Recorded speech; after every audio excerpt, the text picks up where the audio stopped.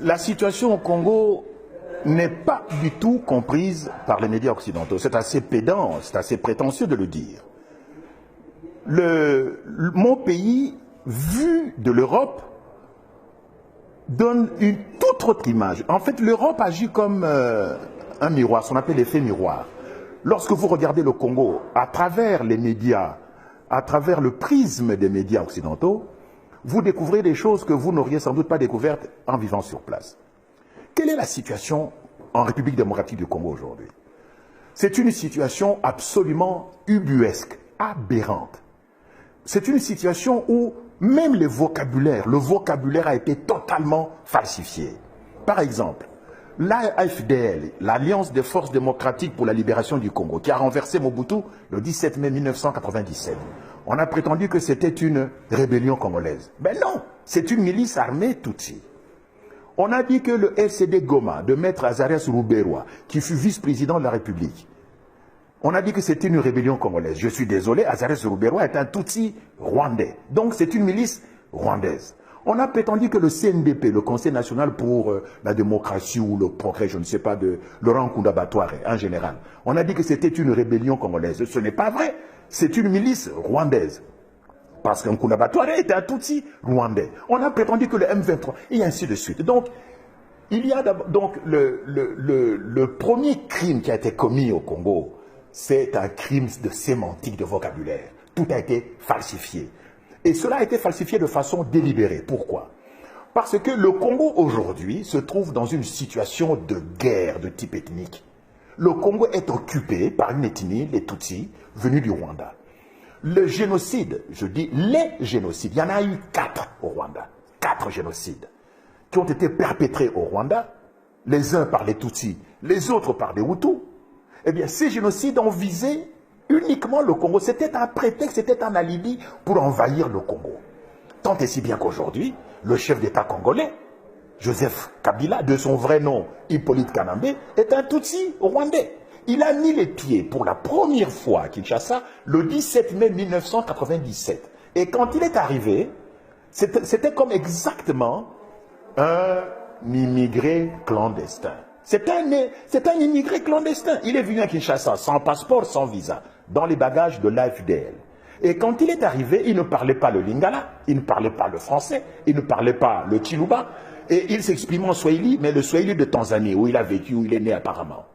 Donc, et ce monsieur, donc, imaginez-vous que un immigré clandestin, un sans-papier, débarque dans un pays, et 3 ans et demi plus tard, il devient chef d'État.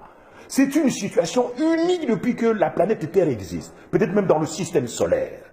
Donc, un immigré clandestin qui devient chef d'État 3 ans et demi après son arrivée. Ça ne s'est jamais vu dans le monde.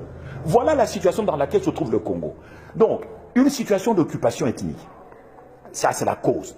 Cette cause a entraîné des effets désastreux. Actuellement, un génocide est perpétré au Congo. Tout récemment, près de 90 personnes ont été abattues à Béni. Tout le monde s'est excité dessus. Mais on ne dit pas pourquoi. Il semble, mais je n'ai pas vérifié l'information, qu'on a découvert des gisements de pétrole dans le sous-sol de Béni. Donc on veut éliminer la population pour que les multinationales pétrolières viennent exploiter de l'or noir chez nous. Eh bien, aujourd'hui, le bilan des morts au Congo s'élève autour de 8 millions. C'est donc, depuis la fin de la Deuxième Guerre mondiale, le conflit armé le plus long et le plus sanglant. Le plus sanglant, parce que ça fait quand même, il y a 8 millions de morts. Le plus long, parce que cette guerre a commencé en septembre 1976. Et elle se poursuit encore, hic et nunc, ici et maintenant, en 2014, au mois de novembre 2014. Or, il y a aujourd'hui au Congo plus de 52 armées étrangères qui ont soit déjà foulé le sol du Congo, soit y campent encore aujourd'hui. Vous savez que la MONUSCO, la mission des Nations Unies, semble-t-il pour la stabilisation du Congo, se trouve au Congo depuis une bonne douzaine d'années. 21 000 casques bleus au Congo. Et la région la plus militarisée, là où la MONUSCO est la plus active, c'est justement la région du Nord Kivu, où s'est perpétré le massacre de Béni. Alors je me pose la question, que fait la MONUSCO? Contre qui se bat-elle?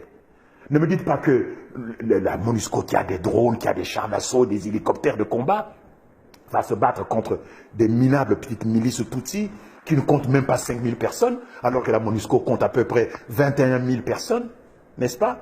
Et dans la MONUSCO, aujourd'hui, vous avez même les troupes du Malawi, de Tanzanie, d'Afrique du Sud.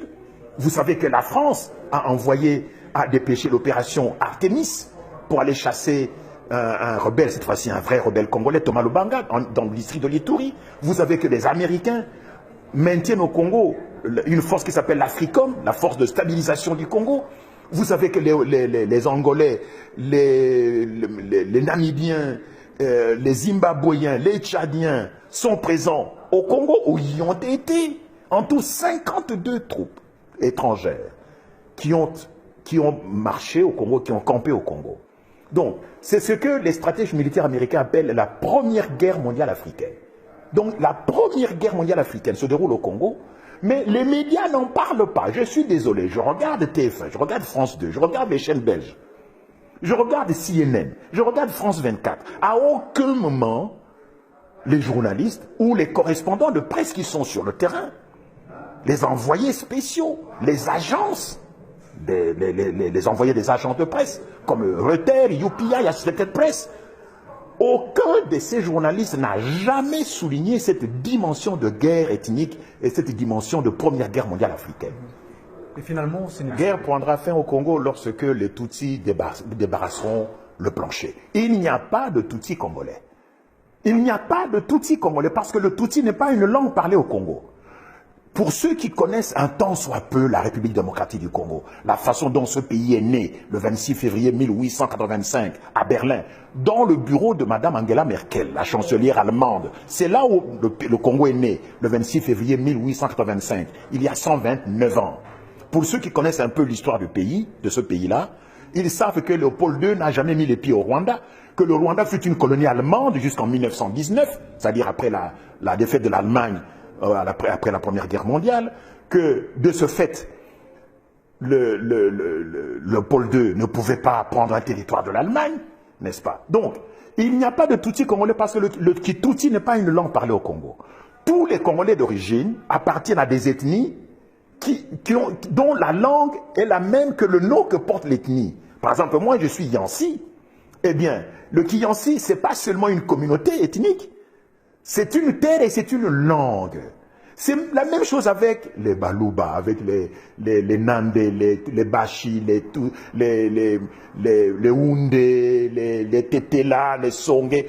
Oh, il y a combien? Il y a entre 400 et 800 ethnies au Congo. Voyez-vous? Donc, on est en train de semer la confusion, de laisser les Tutsis nous massacrer, parce que, évidemment, ces Tutsis sont instrumentalisés par les multinationales, particulièrement anglo-saxonnes, pour qu'ils deviennent les garants, les gestionnaires, les administrateurs du nouvel ordre mondial qu'on veut instaurer en Afrique. Mais, évidemment, vous comprendrez pourquoi la France intervient personnellement dans ces anciennes colonies. C'est pour empêcher que le nouvel ordre mondial en Afrique soit établi, soit instauré au détriment des intérêts français.